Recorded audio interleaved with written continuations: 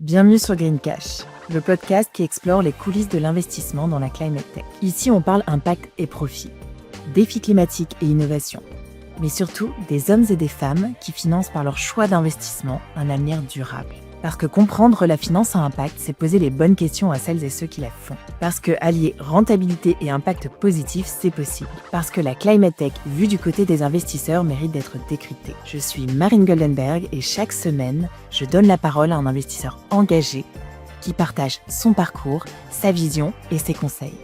J'espère que cet épisode vous plaira. Je vous souhaite une bonne écoute. Bonjour Stéphanie, bienvenue sur Green Cash. Comment vas-tu ?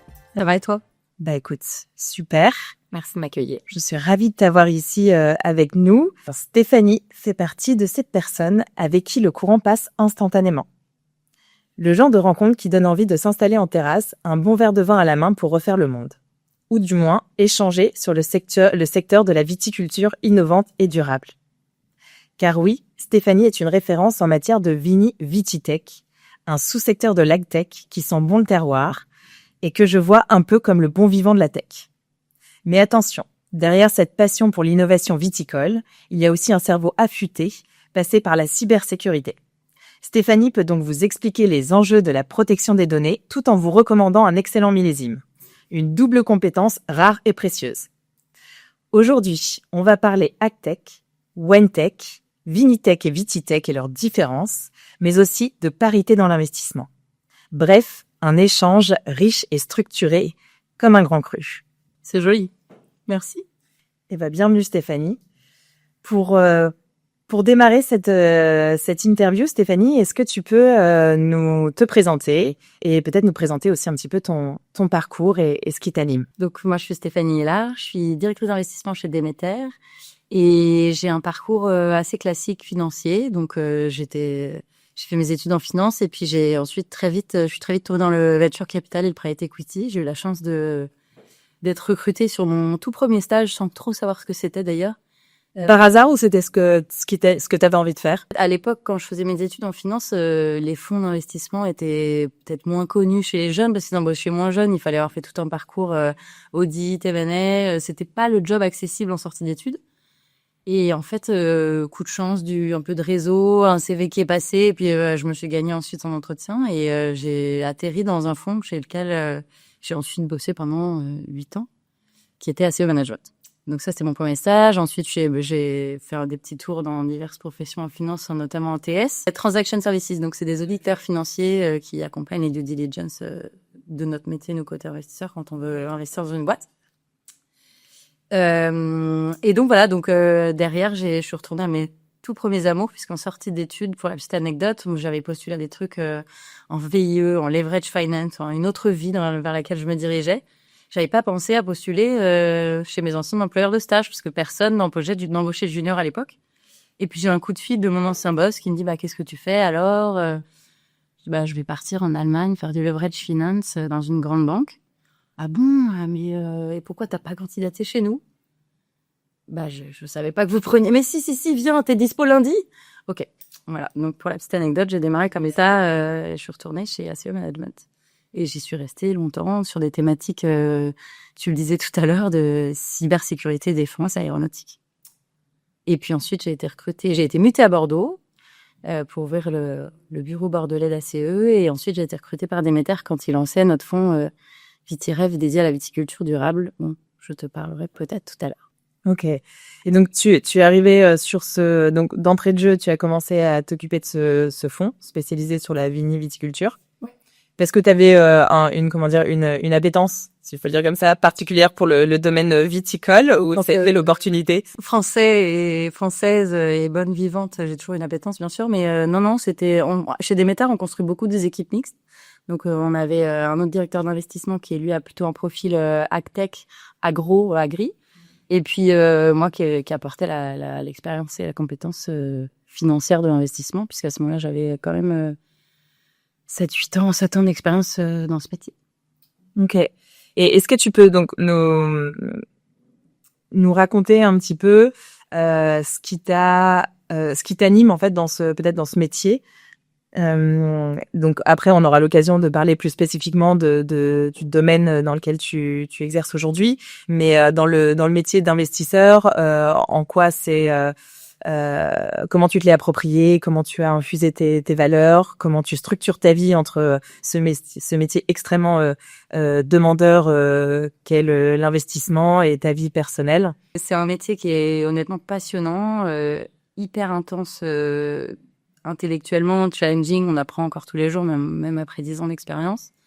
Mais qui est très humain. On rencontre énormément d'entrepreneurs, de porteurs de projets, tous toujours passionnants dans leur secteur différent. Et cette intensité au boulot, moi, je pense que c'était une de tes questions, cette intensité au boulot, moi, je la balance à la fois parce que le secteur dans lequel je travaille m'anime, donc bosser pouvoir exercer mon métier d'investisseur aujourd'hui dans un domaine, j'y reviendrai tout à l'heure, mais dans un domaine, on n'aime pas forcément le mot impact, mais en tout cas de transition écologique, nous c'est vraiment notre focus chez Demeter. C'est assez incroyable de pouvoir te dire, je mets au service ce que je sais faire pour une thématique qui m'anime et qui me passionne. Et puis à côté de ça, ma soupape à moi, c'est ma passion, c'est le surf. Donc, comme beaucoup, le sport, mais moi, c'est celle-ci, être dans l'eau, surfer, et tout vider pour mieux redémarrer le lundi. Et donc, que tu veux pratiquer le week-end, puisque tu es à Bordeaux. Et voilà, effectivement, la thèse d'investissement du déplacement de la mutation à Bordeaux, c'était aussi pour se sortir de Paris et se rapprocher de la mer, tout simplement. Est-ce que c'est des sujets que tu abordes aussi avec les entrepreneurs que tu accompagnes, un peu ces sujets d'équilibre, vie pro, vie perso? Alors, j'aime pas trop ce sujet, cette appellation, parce que je sais pas s'il existe vraiment, mais en tout cas, les sujets de santé mentale, de burn-out, de soupape. On l'aborde, oui, mais c'est vrai que c'est des sujets compliqués pour les entrepreneurs parce qu'en fait, honnêtement, ils n'ont pas d'équilibre vie pro, vie perso. C'est un job à temps plein, c'est des travailleurs acharnés et ils ont peu ou pas de dissociation entre leur monde pro et leur monde perso. Ils essayent tous, ils ont une vie de famille, évidemment, mais c'est aussi un bout de leur famille, de leur entreprise en général. Et donc, c'est vrai que je pense qu'ils n'ont pas forcément cette faculté qu'on peut avoir de couper de temps en temps. Okay. Et comment toi tu fais quand tu sens qu'un des entrepreneurs que tu accompagnes est un peu à bout? Est-ce que tu mets un peu On leur conseille de prendre des vacances. Ouais. Non, blague à part, alors c'est aussi pour ça qu'en fait c'est hyper important pour nous d'investir dans des projets ou des sociétés où les entrepreneurs sont plusieurs, donc où il y a une résilience nécessairement qui se base sur le fait qu'ils puissent se reposer les uns sur les autres, être d'une manière ou d'une autre un petit peu interchangeables et se répartir la charge mentale, la charge du travail. Et c'est clé pour nous. Et aujourd'hui, ceux qui sont seuls dans notre portefeuille, c'est assez rare. Et de plus en plus rare. Et on fait en sorte qu'ils, le plus rapidement possible, qu'ils se trouvent un binôme, en fait, qu'ils soient entourés pour pas porter seul la pression. Et alors, est-ce que maintenant tu pourrais peut-être nous parler un petit peu plus, alors d'une part alors déjà commencer par nous présenter aussi ton métier de directrice de l'investissement. Qu'est-ce que c'est? C'est vrai, qu'est-ce qu'on fait de notre vie et de nos journées?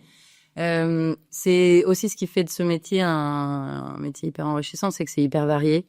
Donc ça passe par beaucoup de temps consacré à rencontrer des porteurs de projets, donc des entrepreneurs qui cherchent des financements pour faire croître leur entreprise et leur projet, pour se développer. Beaucoup de temps avec des entrepreneurs dans des sociétés dans lesquelles on a investi. Donc, une fois qu'on a investi, le job est pas fini. On pourrait dire on est investisseur, il faut investir. Et puis, non, en fait, c'est que le début d'une longue histoire et on passe beaucoup plus de temps ensuite à ce qu'on appelle gérer le portefeuille, qui signifie concrètement passer du temps avec les entreprises, tant sur des sujets de réflexion, du conseil, être leur ping-pong aussi, de temps en temps sur des sujets stratégiques, siéger au board, les accompagner sur les enjeux qui soient de développement économique, de développement aussi de leur métrique extra-financière parce que c'est clé pour nous. On a dans notre quotidien aussi plein de variétés on passe aussi par un peu d'Excel évidemment, on fait de la finance quand même, donc la structuration d'opérations, de l'analyse de business plan. Qu'est-ce qu'on fait d'autre? Évidemment, on rend des comptes aussi à nos souscripteurs. Donc, c'est nos clients sur un fonds d'investissement, ceux qui nous ont confié leur argent, qui ont placé leur argent dans le fonds et que nous, on investit. Évidemment, c'est à eux qu'on rend des comptes et on les tient informés de l'avancement des boîtes du portefeuille. Et puis, voilà, dans notre quotidien, c'est du coup beaucoup d'humains. Il y a beaucoup de relations aussi avec le réseau, l'écosystème. Donc, tout ce qui va être les professions de M&A, d'audit financier, d'avocats qui, eux, vont nous contribuer à nous apporter des dossiers. C'est important de l'animer. Et puis, il y a un volet juridique aussi dans ce métier. Moi, personnellement, j'aime beaucoup. Donner un volet de négociation aussi. Quand tu négocies une opération, il y a une négociation sur la structure du deal, sur les grandes conditions de l'opération. Toi, tu t'occupes pas du tout de la partie levée de fonds pour le fonds, c'est ça? Alors si, aussi, c'est une très bonne question. En général, dans les fonds d'investissement, On peut imaginer comme Demeter, c'est un fonds d'une certaine taille. On lève tout le temps des fonds, exactement. Moi, c'est notre, c'est les revenus d'une société de gestion, c'est généré par les levées de fonds. Et donc, les levées de fonds, souvent, sont quand même portées, bien sûr, par les managing directors, managing partners, les fondateurs. C'est eux qui sont emblématiques, qui ont le réseau, qui portent la stratégie. Et puis, les équipes, évidemment, sur chaque thèse d'investissement et chaque fonds, on est en support et c'est aussi sur nos têtes, notre expérience et notre expertise que les fonds sont levés. Donc, si, t'as complètement raison, on contribue aussi à ça. Et c'est souvent une partie qui est pas identifiée dans nos missions. Oui, parce que moi, je me disais que peut-être dans un fonds, dans les fonds de plus grande taille, les choses sont beaucoup plus compartimentées, tu vois, avec des personnes dédiées à la levée de fonds, comparé à un petit fonds où t'es au four et au moulin. T'as beaucoup de fonds qui ont des relations investisseurs, mais quoi qu'il en soit, l'équipe du fonds dédié est forcément impliquée, puisque c'est eux qui vont déployer le fonds et ensuite le gérer. Donc, c'est nous qui allons générer la performance du fonds. Et donc, c'est évidemment aussi à nous de contribuer à cet effort-là. Avant donc d'aller un petit peu plus loin dans la thèse d'investissement de Demeter, je te propose d'écouter un témoignage que j'ai reçu de quelqu'un que tu connais a priori. Incroyable. On se connaît avec Stéphanie depuis maintenant, je pense, 3 ans et demi. C'est Charles. Les premiers échanges qu'on a eus, c'était lors de la création de leur fonds Vitirêve, où ils faisaient la tournée des popotes de toutes les startups innovantes qui étaient dans cet écosystème. Et évidemment, Chouette en faisait partie. Et je me rappelle de la première présentation qu'on a faite avec elle, où elle s'était exclamée en disant que le projet était génial. Forcément, ça incite à continuer à échanger ensemble.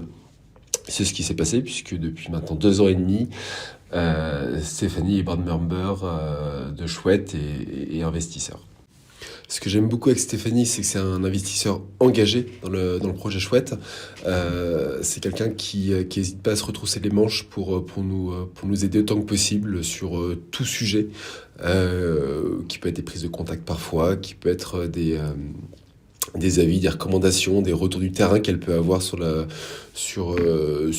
nous, sur des concurrents, sur des clients. C'est quelqu'un qui apporte au projet et qui nous permet de nous remettre en question en permanence, de nous dynamiser. C'est quelqu'un qui, contrairement à nous, a pas les dans le guidon. Donc c'est quelqu'un qui donne un avis bienveillant, toujours bienveillant sur ce qu'on fait. Pour qu'on puisse avoir le plus grand succès possible. Stéphanie est réellement un membre de l'équipe à part entière. Un autre point très important, je trouve, sur Stéphanie, qui fait qu'on a cette relation de travail ensemble, c'est que c'est quelqu'un qui est entier. C'est-à-dire quelqu'un qui n'hésite pas à dire quand ça marche, qui n'hésite pas à dire quand ça marche pas, et qui le dit de manière cash. Et ça, c'est extrêmement agréable de pouvoir échanger dans ce type de relation. Et moi, j'apprécie vraiment beaucoup. Ce qui nous permet de pouvoir être, nous, de notre côté, de pouvoir être franc et de se livrer sur tous les sujets qu'on a à traiter au quotidien avec Chouette. Donc pour conclure, merci Stéphanie pour ces temps, ces échanges passés ensemble. Donc pour conclure, merci Stéphanie pour ces temps passés ensemble et surtout ne change pas. Merci Charles. Incroyable, il m'a rien dit en plus, c'est une bonne surprise. Ah non, il avait des instructions. Tu peux nous présenter un petit peu qui est Charles, son entreprise et ce qui t'a amené à cette décision d'investissement. Ah, c'est excellent. Donc Charles, il est président de Chouette avec son cofondateur Cyril. Donc ils ont fondé cette entreprise il y a quelques années. C'est une belle boîte de notre portefeuille. On a investi en 2022, je crois. Donc ça fait un moment qu'on bosse ensemble et qu'on bosse super bien. Et eux, je sais pas si t'as raconté ce qu'ils faisaient, mais ils ont une solution de suivi, monitoring de tout le cycle culturel de la vigne. Donc, c'est des caméras qui sont embarquées sur des tracteurs et qui vont, du coup, capter toutes les images au cours des travaux dans la vigne et du coup, pouvoir suivre un certain nombre d'analyses, la vigueur, les pieds manquants et toutes les données qu'ils captent derrière, ils les utilisent pour une proposition de valeur qui est très belle, qui est celle de générer des cartes de modulation de traitement pour traiter mieux au bon endroit, moins, et donc réduire les traitements phyto, et puis faire des projections aussi de rendement, ce qui intéresse beaucoup les viticulteurs. Donc une belle boîte du portefeuille de Vitirêve et tu vois, ils sont deux là. Pareil, hein, c'est un binôme et c'est important. Ok. Alors peut-être avant d'aborder plus spécifiquement le secteur de l'agtech, winetech, etc. Est-ce que tu pourrais nous présenter un peu le Déméter et la thèse d'investissement? Déméter au sens large, c'est une société de gestion qui investit que dans la transition écologique. Donc on était vraiment pionniers européens là-dessus puisque ça a été fondé en 2005. Ah oui. Donc ça remonte. Donc un fonds article 9. Certains de nos fonds sont article 9. Donc on a 3 grandes activités. La première, c'est le financement de notre jargon, c'est private equity, donc capital développement. C'est une entreprise mature, rentable. Une deuxième activité qui finance des grosses infrastructures durables, des très gros projets. Et puis, troisième activité, toujours dans la transition écologique, tout ça. Troisième activité, notre jargon encore, le venture capital, donc financement de l'innovation et des startups. Moi, c'est dans cette branche-là que je bosse. Et au sein de cette branche-là, on a plein de fonds. Tous les plus récents sont article 9. On racontera après peut-être ce que ça veut dire. Mais donc, ça veut dire que c'est des fonds qui ont pour mission d'investir dans des projets à impact positif pour la transition écologique. C'est une réglementation européenne. Et donc, nous, sur cette activité innovation, on a 4-5 grandes thématiques qu'on adresse. On a des fonds qui adressent la thématique historiquement, qui adressent énergie, mobilité durable, vraiment transition énergétique. On a des fonds qui font plutôt de l'agriculture, économie circulaire, on en parlait tout à l'heure. Et puis, le fonds sur lequel je bosse, qui s'appelle Vitirêve Innovation, qui est dédié à la transition écologique de la filière vitivinicole. Qu'est-ce que ça veut dire? Donc, on investit dans des projets qui vont être donc des innovations technologiques ou non pour les producteurs de vin. Qui vont leur permettre de pouvoir mieux se protéger contre les aléas climatiques de plus en plus forts générés par le changement climatique et de produire plus durablement. C'est un fonds qui a été créé à l'initiative de la région Nouvelle-Aquitaine et la Banque des Territoires pour le compte de l'État, avec pour mission première d'accompagner la sortie des pesticides dans la viticulture en France. C'est ensuite un champ d'action plus large. C'est un fonds qui fait 70 millions d'euros, qui a une autre spécificité, hyper intéressante, c'est que parmi nos souscripteurs, en dehors de Banque des Territoires et Région Nouvelle-Aquitaine, et puis plein d'institutionnels usuels, on a aussi des producteurs de vin. Et donc en fait, ça nous permet d'avoir une valeur ajoutée énorme puisque qui sont investisseurs donc dans le fonds. Investisseurs dans le fonds, ouais, qui sont dans notre jargon ce qu'on appelle des LPs, Limited Partners, et donc qui nous ont confié leur argent. Et au lieu de financer eux-mêmes des innovations, en fait, ils ont investi dans ce fonds pour pouvoir élargir leur champ d'action. Puisque nous, avec ce fonds, on a déjà investi dans 12 sociétés, on va investir dans 15 à 16. D'ici la fin de l'année, ce sera terminé pour cette première génération de fonds. Et donc, en fait, eux, qu'est-ce qu'ils nous apportent? Ils nous apportent à la fois la vision client, puisque ce sont les clients finaux des startups dans lesquelles on investit.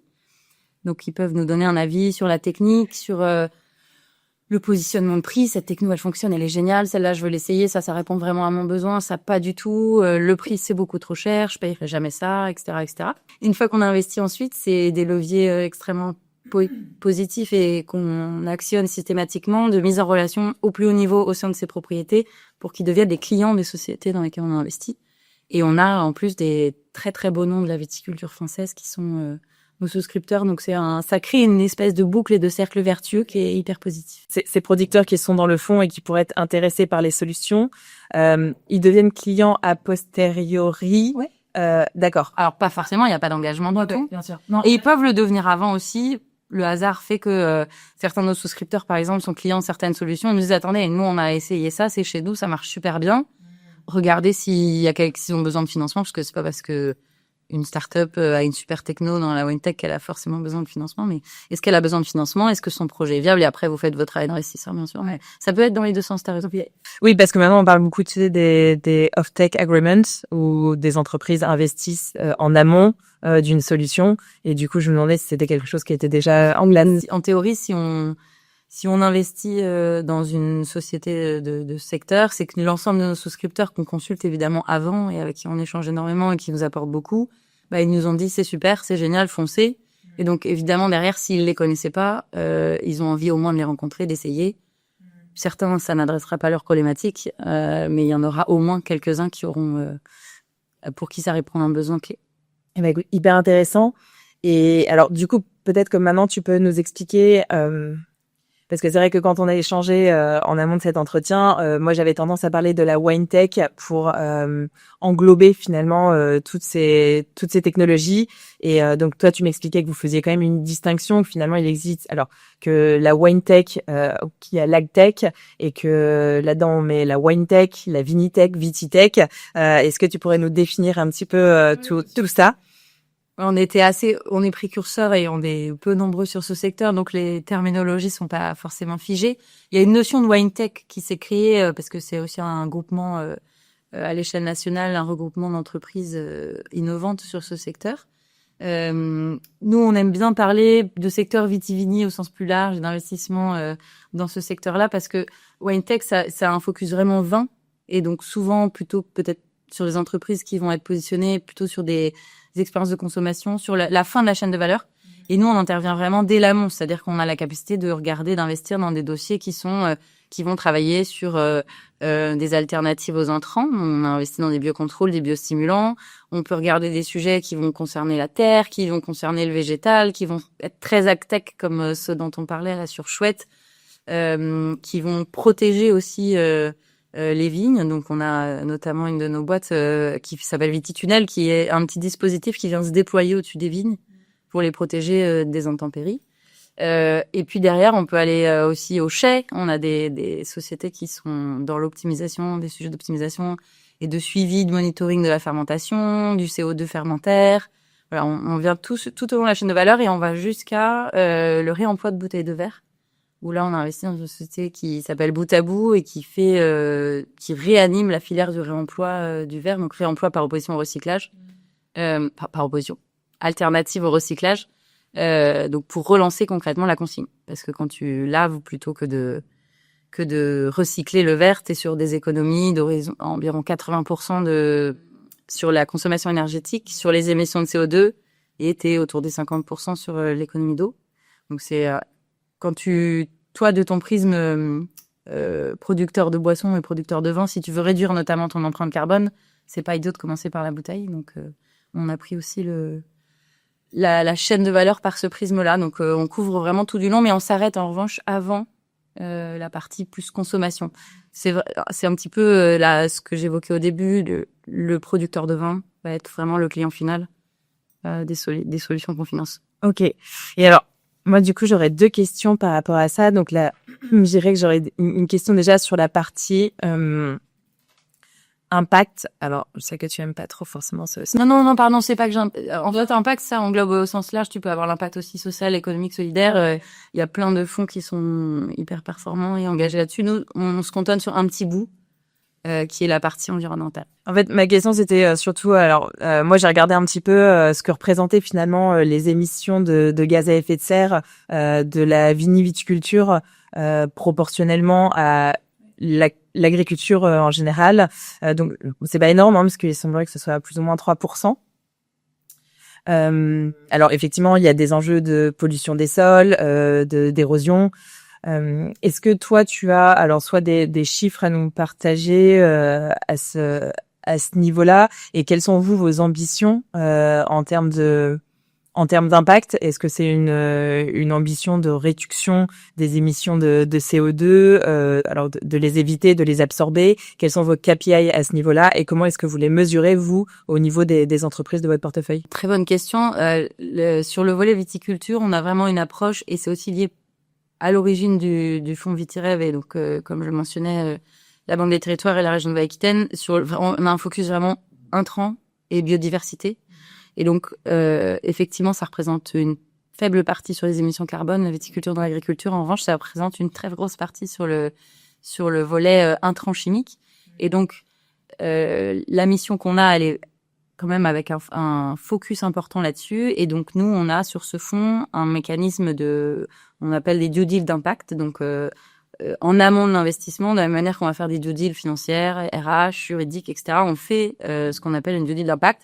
On fait appel à un cabinet externalisé avec lequel on a défini une grille de 12 critères de biodiversité, avec un système ensuite de calcul, etc., pour arriver à une note finale. Des exemples de critères à nous? Oui, on va avoir des critères sur l'impact de l'innovation sur les habitats naturels. On va avoir des critères sur l'eau. On va avoir des critères aussi sur avec un point prépondérant dans la formule aussi sur le volet intrants chimiques, donc tout ce qui va être pesticides, etc. C'est un travail qu'ils font qui est hyper approfondi avec les boîtes en déclaratif. Donc concrètement, est-ce que cette innovation a un impact sur tel et tel point de la biodiversité? En fonction de ça, on attribue une note. Derrière, on prend la note et on fait une moyenne. Et si la note est au-dessus d'un tel niveau, on peut investir. Sinon, on se l'interdit parce qu'en fait, c'est pas la mission de notre fonds. La mission de notre fonds, c'est que l'impact soit positif ou plus. Après, évidemment, il y a des sociétés qui vont être sur le segment vraiment très viticulture. Et donc là, évidemment, immédiatement, on va avoir des impacts très positifs sur la partie biodiversité. En revanche, on va avoir des sociétés du portefeuille qui sont un peu plus loin dans la chaîne de valeur où il y aura des impacts neutres. Et on a d'autres critères qui vont leur correspondre. On a essayé de construire ça de manière large. C'est des critères officiels ou c'est des critères que vous avez déterminés? Ils sont officiels pour nous. Je sais pas si c'est notre réponse. Et c'est-à-dire que on a cette grille qui est contractualisée avec notre prestataire. Okay. On l'a définie ensemble et c'est sur la base de cette grille qui mesure la performance extra-financière de l'entreprise à notre entrée. Et puis ensuite, ils utilisent et réutilisent ces critères et cette même grille tout au long du cycle de vie de l'investissement, donc tous les ans. C'est un peu laborieux pour les sociétés de notre portefeuille qui doivent y répondre. Charles, on témoignerait aussi avec plaisir, c'est sûr. Mais c'est comme ça, en fait, nous, on doit à la fois sélectionner des entreprises qui ont un impact positif sur la biodiversité, sur l'environnement, et en même temps s'assurer qu'on les accompagne dans une démarche de progression. Donc, on doit mesurer cette performance extra-financière pour nous est clé autant que la performance financière. Alors, autant. Si la boîte ne performe pas du tout et que son cycle s'arrête, c'est évidemment pas souhaitable, mais c'est incontournable, nous, dans notre schéma d'investissement. Et donc, les startups qu'on accompagne le savent aussi. Mais en même temps, en général, elles sont toutes dans cet ADN-là, donc elles sont pas surprises. Et sur nos autres fonds, parce qu'il n'y a pas que celui-là, on a ce même type de mécanisme sur tous nos fonds article 9 et sur tous nos fonds au global en amont des investissements et tout au long du cycle de vie. Est-ce que tu pourrais nous partager, est-ce qu'il y a des tendances ou des challenges qui soient très très spécifiques? Alors toi tu es focus donc tu n'auras pas forcément les éléments de comparaison, mais est-ce qu'il y a des choses qui te viennent à l'esprit sur dans aujourd'hui voilà les tendances qu'on voit émerger dans la Vititech? Dans les tendances on va dire wine tech, vititech, etc., qui sont en fait nécessairement liées aux tendances du marché de la viticulture et de la vitiviniculture. Il y a, je dirais, une grosse tendance qui est peut-être un retard de connexion à tout l'écosystème technologique et donc un temps d'acceptation peut-être un peu plus long que dans d'autres secteurs de certaines nouvelles technos, notamment l'IA. avec du coup un besoin de temps et de conviction sur l'apport réel de des solutions technologiques dans la viticulture, et j'y reviendrai. Tant au niveau des décisionnaires, donc les propriétaires, ceux qui prennent la décision d'investissement dans une nouvelle technologie et de la mettre en œuvre, et en fait surtout derrière aussi au niveau des opérateurs.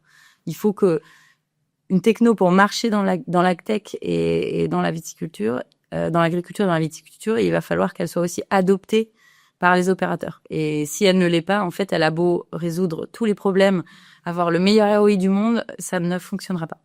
Donc ça, c'est un truc un peu clé et un peu spécifique. On fait systématiquement, nous, des rêve call clients, des due deal clients. Donc, on appelle les clients des startups dans lesquelles on dit leader.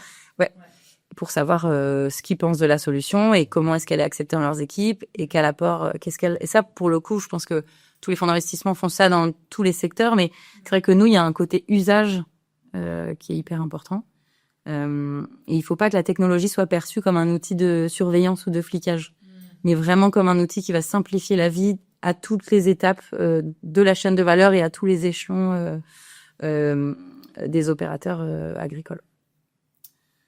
Et tu avais une deuxième question, pardon, j'ai débordé. La partie challenge, de faire adopter les solutions. Ouais. Et sur les challenges de la viticulture en elle-même et comment est-ce que ces solutions peuvent apporter des réponses, ou en tout cas ce qu'on essaye de faire. Mais on a quand même 3 gros challenges en ce moment, qui est lié au changement climatique. Donc ça, c'est vraiment des aléas climatiques qui vont être de plus en plus forts. Donc des énormes épisodes de grêle, des cycles végétaux qui se réveillent plus tôt et qui vont faire que les gels printaniers vont être ravageurs, des maladies qui explosent. Le mildiou, l'année dernière, dans la viticulture en France, a été particulièrement ravageur. Donc, tous ces aléas climatiques vont impacter directement le rendement. Donc, ça, c'est cœur de métier. Donc, toute solution, en fait, qu'on peut apporter pour améliorer ça et générer des niveaux, et assurer des niveaux de rendement sont clés. Il y a un deuxième volet qui va être aussi réglementaire et sociétal, environnemental, donc de réduire les pratiques qu'on considère comme n'étant plus propres. Et donc là, pareil, régression du rendement s'il n'y a pas d'alternatives qui sont elles-mêmes considérées comme propres, qui sont aussi efficaces. Ou d'où pareil l'idée d'apporter d'autres solutions, parce que si aujourd'hui on n'apporte pas d'alternatives à certains produits de traitement qu'on n'a plus le droit d'utiliser, le viticulteur peut pas se protéger. Donc d'où la recherche derrière aussi de technologies potentiellement.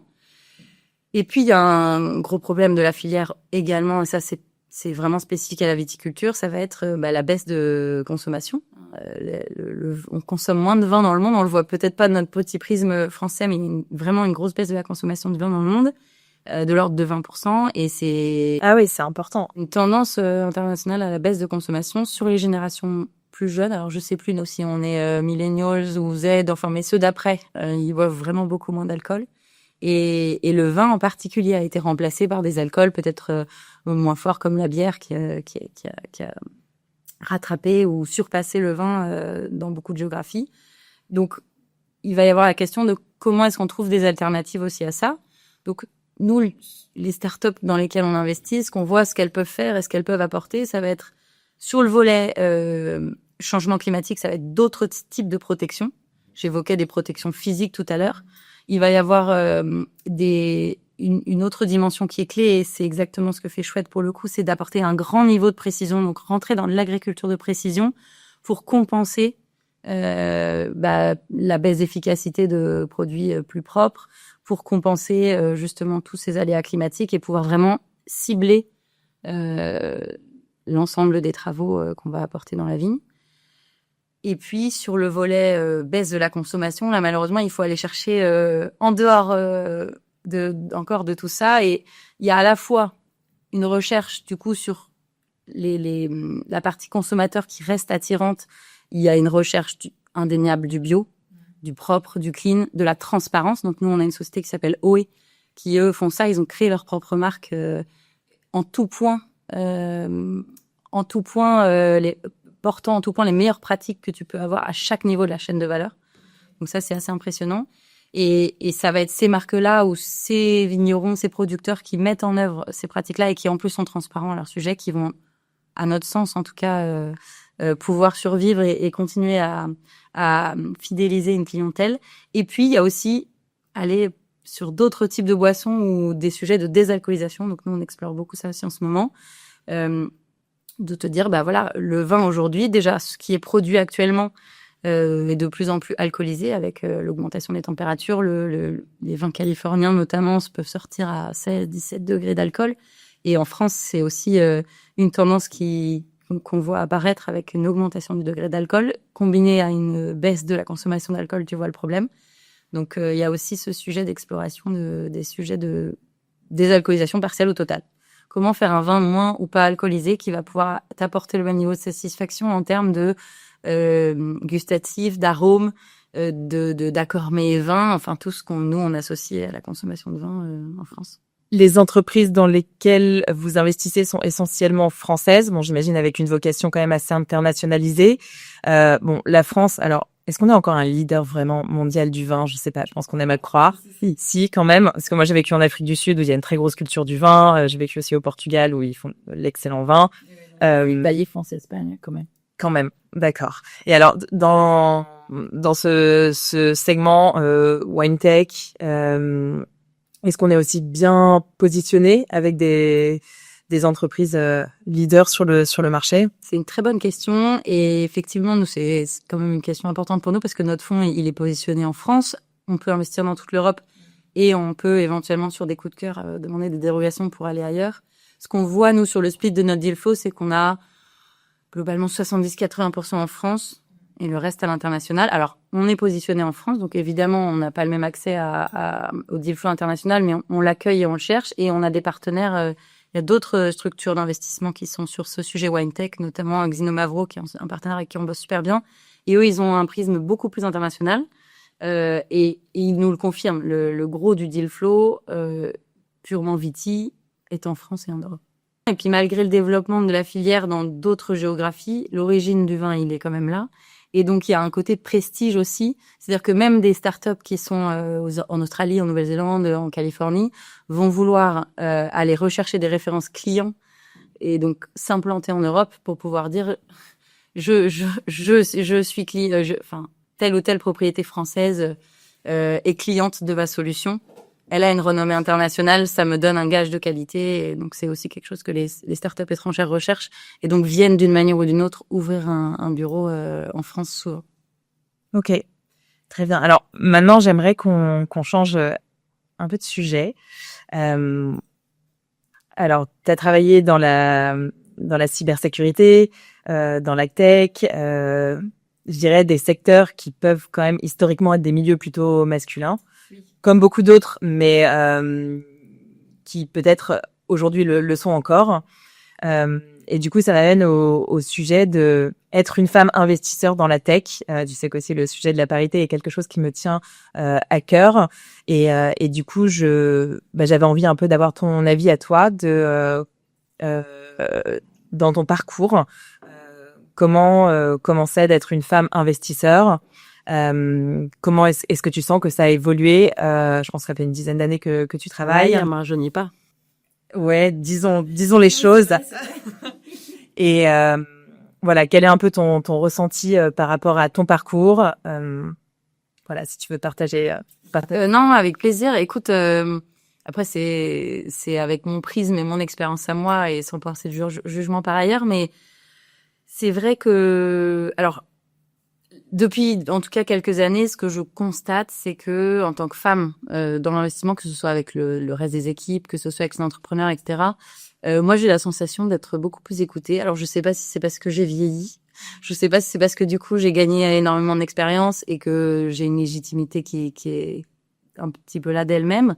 Je sais pas si c'est parce que j'ai basculé dans un secteur de l'impact où, nécessairement, il y a quand même, je pense, un état d'esprit peut-être un peu plus en ligne avec les tendances et les évolutions sociétales que dans d'autres. Mais en tout cas, tout ça regroupé fait que, 10 ans après, je sens de moins en moins de différences de traitement en tant que femme. Plus jeune, je l'ai beaucoup ressenti, mais pareil, tu sais jamais si c'est pas non plus parce que t'es plus jeune. Facilement, comme t'es la seule... moi, j'ai été très longtemps, tout le temps, la seule femme en board, la seule femme en réunion, etc.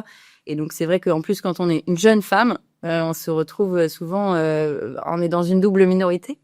Comme je le disais, moi quand j'ai commencé dans ce métier, il y avait quand même vraiment peu d'embauches de juniors, donc il y avait cette dimension-là aussi que je sais pas forcément bien dissocier de mon statut de femme dans la manière dont j'étais perçue et écoutée. Est-ce que tu as des exemples à nous donner ou c'était un ressenti plutôt que tu avais Je pense qu'il y a c'est plutôt un ressenti global. Plus jeune, je pense qu'il y a des milieux, des écosystèmes qui sont un peu plus nécessairement très masculins, et donc ça va être des blagues, mais encore une fois, c'était il y a 10 ans. Je sais pas si c'est des choses que je revivrais aujourd'hui parce que la société a aussi beaucoup évolué depuis. Donc moi j'ai pas subi frontalement des rejets ou des dénigrements parce que j'étais une femme. En tout cas, je l'ai pas perçu comme ça. Parce qu'on est quand même, en général, les gens restent bien élevés. Mais c'est vrai qu'il y a, en tout cas, ma perception, c'est que en tant que femme, qu'on manque de confiance en soi, qu'on perçoive qu'on manque de confiance en soi, ou qu'on perçoive qu'on est moins écouté par la gente masculine, ou qu'on le soit réellement, en fait, peu importe. Moi, ma solution à tout ça, sans intellectualiser trop, du coup, ça a été de bosser. Donc, de connaître mes sujets par cœur, de les creuser vraiment et de pouvoir factuellement avoir des réponses. Parce que oui, ça, je peux le confirmer, j'ai toujours eu le sentiment d'être plus challengée. Est-ce que c'était vrai ou pas, j'en sais rien. Peu importe, c'est pas grave. Ce qui est essentiel, c'est que je le relie beaucoup tout ça aussi avec le manque de confiance en soi qu'on peut avoir en tant que femme, tout le syndrome de l'imposteur qu'on a tout eu. Et moi, mon échappatoire à ça, c'est de maîtriser mon sujet. Et dès lors que je le maîtrise, le manque de confiance ou la panique qui peut monter parfois, de s'exprimer en public devant un très grand comité, de défendre un dossier, c'est quand on est junior qu'on démarre, c'est des sujets qui sont en tout cas qui ont été hyper stressants pour moi, évidemment, et challengeants. C'était de préparer. Voilà. Peut-être que finalement tu l'as vécu comme une opportunité de gagner en compétences et mais oui, je sais pas si je le dirais comme ça, mais en tout cas moi ça a été ma manière de combiner mon caractère, mon statut de femme dans un milieu d'hommes et mon métier. Est-ce qu'il y a je sais pas si ça, non, mais de toute façon, il n'y a pas de bonne ou de mauvaise réponse. Pareil, ce syndrome de l'imposteur, moi, j'ai une collaboratrice qui est plus junior, mais pas tout à fait senior. Je sais pas trop ce que tu dis quand t'as 4 ans d'expérience, mais c'est un bonheur de bosser avec elle et elle est super compétente. Mais évidemment, hein, comme beaucoup de femmes dans tous les métiers, elle a encore ce syndrome de l'imposteur, et à toutes les autres qui l'ont, j'ai un peu envie de dire, ça passe.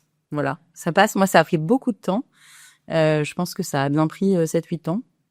Mais je peux dire aujourd'hui avec le rétroviseur, et ça me fait vraiment, ça me rajeunit vraiment pas de dire ça. Mais ça passe, voilà. Avec l'expérience, avec l'expertise, avec l'âge, peut-être, la confiance qui vient avec, ça finit par passer. Est-ce que tu vois une relation, parce qu'aujourd'hui, j'imagine encore plus dans ton secteur, il y a peu de femmes entrepreneurs. Alors moi, je t'ai beaucoup entendu parler d'hommes en plus que tu accompagnais, d'entrepreneurs. Est-ce que tu penses que c'est plutôt dû à cette sous-catégorie spécifique de l'agtech, ou est-ce que tu penses aussi que c'est encore ayant encore peut-être pas assez de femmes du côté investisseur, et des hommes accordent leur confiance à des hommes entrepreneurs, alors que s'il y avait des femmes, elles voient aussi le prisme différemment et ça pourrait encourager également l'entrepreneuriat au féminin? C'est une question d'une immense complexité, mais ce que je constate en tout cas, c'est que dans le secteur sur lequel je suis, donc l'agtech à impact, et un peu plus large, la clean tech qui est ta thématique, par rapport aux autres métiers d'investissement, côté investisseur, c'est quand même plus féminisé. Nous, en particulier chez Demeter, c'est quand même une de nos forces. On est très féminisé dans l'équipe d'investissement. On est 3 directeurs d'investissement, on va être 2 ou 3 partenaires. Notre fondatrice, c'est une femme. Notre big boss, c'est une femme. Donc, c'est une des figures emblématiques du capital investissement parisien. Donc, je pense que dans ce secteur, on est plus représenté. Pas encore à 50%, mais on est quand même beaucoup plus représenté. Côté porteur et du coup porteuse de projet, C'est vrai que malheureusement, dans le portefeuille, on a peu de femmes porteuses de projets. Dans les projets qu'on voit, qu'on reçoit, les sollicitations, on a peu de femmes porteuses de projets. Et la poule, l'œuf et la cause de ça, avec mon prisme d'investisseur, il est dur à expliquer, il remonte très très loin. Je pense que tu as entièrement raison de dire que plus il y aura en tout cas de femmes investisseurs qui vont insuffler et privilégier des projets à projets équivalents, des projets portés par des femmes, et puis tout court s'y intéresser en fait proactivement, plus je pense en tout cas ça avance dans le bon sens. Il y a des fonds d'ailleurs qui progressivement s'ultra féminisent au sens positif du terme. Tu me demanderas peut-être tout à l'heure si j'ai quelqu'un à te recommander. J'y pense en fait là. Il y a un fonds qui s'appelle Make Sense qui a aussi une activité d'accélération. Elles font un job génial et il se trouve que c'est que des femmes fondatrices, c'est que des femmes en d'investissement. Et je connais pas leur stats par cœur, mais je sais que dans leur portefeuille d'entreprises accompagnées, elles sont largement au-dessus des moyennes nationales de ratio hommes-femmes porteurs de projets. Ok, alors écoute, on approche de la fin de notre entretien. Alors, quel conseil, moi j'aime bien demander, quel conseil tu donnerais à un entrepreneur qui souhaite se lancer dans la climate tech et réaliser une levée de fonds auprès d'un fonds comme le vôtre? Plein de conseils, mais peut-être moi celui que j'aime bien donner en premier, et il est contre-intuitif, c'est de vraiment s'assurer qu'ils ont besoin de lever des fonds. Ça paraît idiot, mais c'est hyper engageant de faire entrer un fonds d'investissement à son capital. C'est un projet qui change, qui évolue de classe et d'envergure par rapport à un projet où on s'autofinancerait.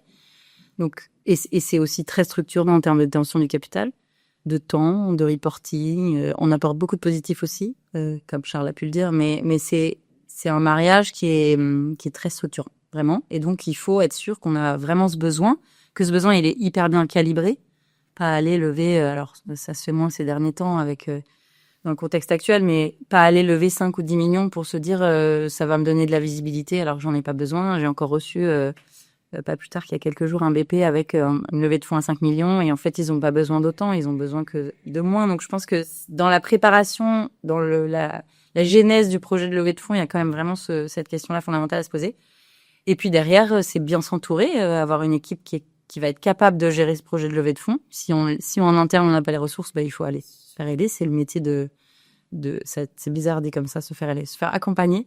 C'est le métier, c'est un vrai métier en fait de lever des fonds. Donc il y a des professionnels qui font ça très très bien, qu'il faut pas hésiter à aller voir. Et il faut être préparé. Il faut être préparé, s'assurer évidemment que le fonds auquel on s'adresse, leur thèse d'investissement correspond vraiment à ce qu'on fait. Sinon c'est du temps perdu pour tous et ça énerve tout le monde.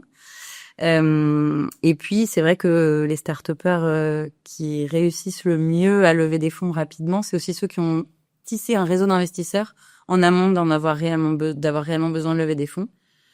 Donc c'est s'insérer dans les réseaux que ce soit de la French Tech, les divers réseaux d'investissement de sa géographie et tisser des liens avec des investisseurs qui vont du coup déjà être familiers avec ce que vous faites, connaître ce que vous faites, dont vous avez pu parler auprès de qui vous avez pu parler de votre activité sans pression puisque vous ne leviez pas des fonds. Voilà. Et ça, je pense que il y en a qui le font très très bien et c'est aussi comme ça qu'on gagne du temps.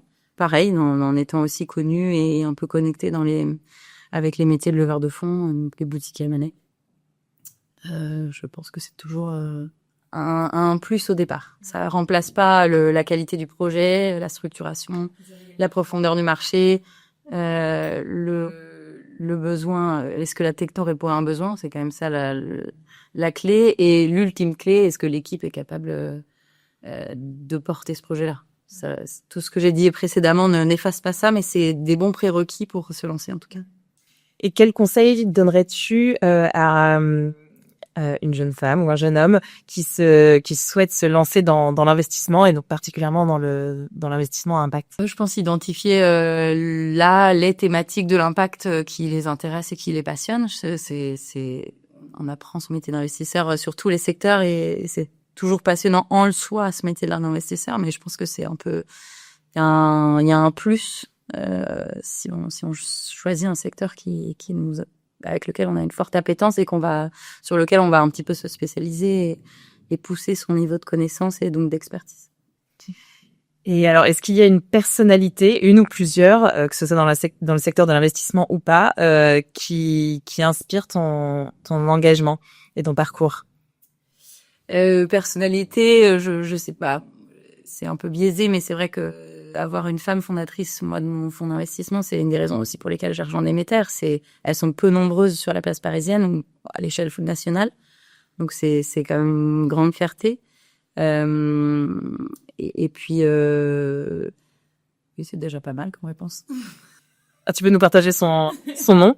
Oui, bien sûr, pardon, c'est Sophie Paturle. D'accord. C'est la fondatrice de Demeter et c'est une femme inspirante qui est une précurseuse, on peut le féminiser, je pense, de l'investissement dans la transition écologique. Ok. Et alors, est-ce que tu aurais un autre investisseur ou une investisseuse engagée que tu me recommandes d'inviter sur le podcast? Ben oui, moi je le redis, je l'ai évoqué tout à l'heure, mais je pense que vu l'ADN de ton podcast, à la fois sur la thématique impact et la voix que tu cherches à donner aux femmes, et que je trouve ça extrêmement positif, j'ai pensé à Make Sense, donc qui est un fonds à impact économie sociale et solidaire, environnementale très fort, et qui a aussi une dimension d'accélération et dont les fondatrices sont toutes des femmes, dont l'équipe d'investissement sont des femmes qui sont hyper modernes et hyper pointues dans ce qu'elles font. J'imagine que ça peut être... Ouais, tout à fait. Et bon, tu dois les connaître déjà, j'imagine, et doivent être sur ta liste, mais n'hésite pas si tu as besoin d'être mise en relation. Elles sont toutes... Avec grand plaisir. Et donc, dernière question, où est-ce qu'on peut te suivre ou te joindre? Sur mon portable et sur les réseaux, je suis sur LinkedIn. Est-ce que tu veux partager ton numéro de portable? Pardon, j'avais pris cette question. Je suis sur LinkedIn comme tout le monde. J'ai pas un brand management très poussé ni une grosse présence sur les réseaux, mais j'y suis quand même. C'est nécessaire à mon métier. Ok, génial. Écoute, merci beaucoup Stéphanie pour tous tes partages. C'était super de te recevoir sur le podcast. Et du coup, j'espère à une prochaine fois. Merci mille fois à toi et bravo pour l'initiative. Vous venez d'écouter Green Cash, le podcast où l'argent vient financer un avenir fertile. Si cet épisode vous a plu, s'il vous a inspiré, partagez-le, abonnez-vous et laissez-moi un avis 5 étoiles. Je sais que c'est pénible, mais c'est très précieux pour moi et mon travail. On se retrouve très vite pour un nouvel épisode. À bientôt sur Green Cash.